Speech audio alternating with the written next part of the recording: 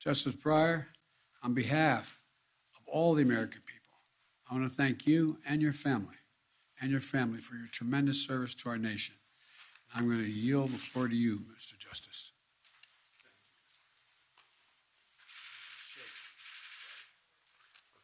Thank you, Mr. President. That was terribly nice. And believe me, I hold it right here. It's wonderful. And I thought about what I might say to you, and I'd like to say something I enjoy is talking to high school students, grammar school students, college students, even law school students. And they'll come around and ask me, what is it you find particularly meaningful about your job? What sort of gives you a thrill? And that's not such a tough question for me to answer. It's the same thing. Day one, almost, up to day I don't know how many.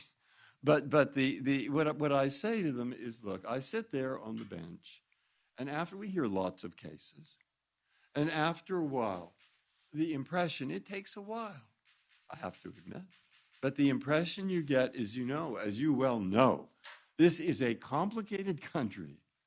There are more than 330 million people, and my mother used to say it's every race, it's every religion, and she would emphasize this, and it's every point of view possible.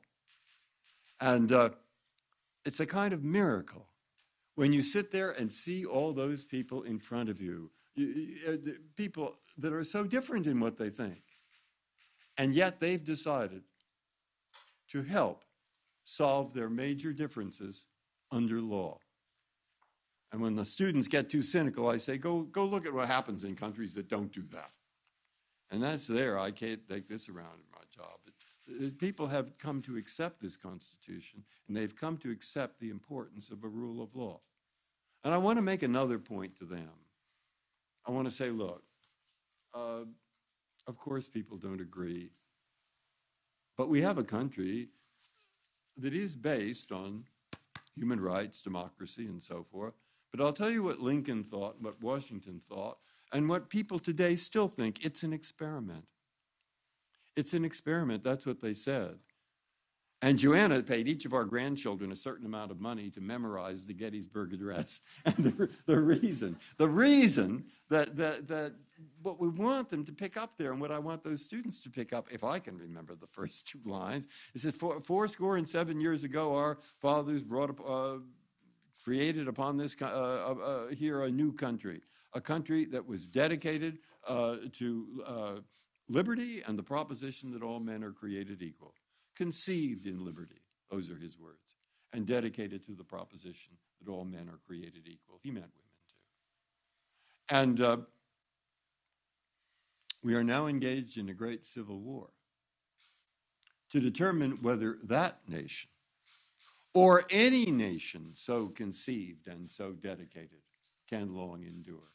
See, those are the words I want to see. An experiment. And that's what he thought. It's an experiment. And I found some letters that George Washington wrote where he said the same thing. It's an experiment. That experiment existed then because even the liberals in Europe, they're looking over here and they're saying it's a great idea in principle, but it'll never work. But we'll show them it does. That's what Washington thought. And that's what Lincoln thought. And that's what people still think today. And I say, I want you, and I'm talking to the students now. I say, I want you to pick just this up. It's an experiment that's still going on. And I'll tell you something. You know who will see whether that experiment works? It's you, my friend. It's you, Mr. High School student. It's you, Mr. College student. It's you, Mr. Law School students. It's us, but it's you. It's that next generation and the one after that. My grandchildren and their children. They'll determine whether the experiment still works. And of course, I am an optimist, and I'm pretty sure it will. Does it surprise you that that's the thought that comes into my mind today? I don't know, but thank you.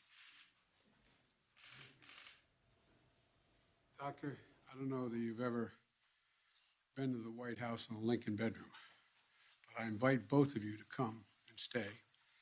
The Lincoln bedroom has, against the wall between the windows looking out, a handwritten copy of the Gettysburg Address written by Lincoln in that bedroom, allegedly, the sitting room. And so you got to come and see it. And even if you can't come and stay, bring your grandchildren so they can see it as well.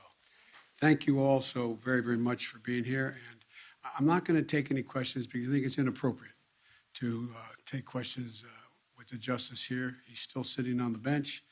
And I'm going to give you your mask back. But you'll have plenty of opportunities to get me later today and for the rest of the week, next week too.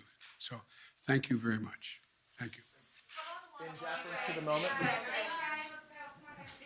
Sir, what will it mean to you to pick the first black woman on the court?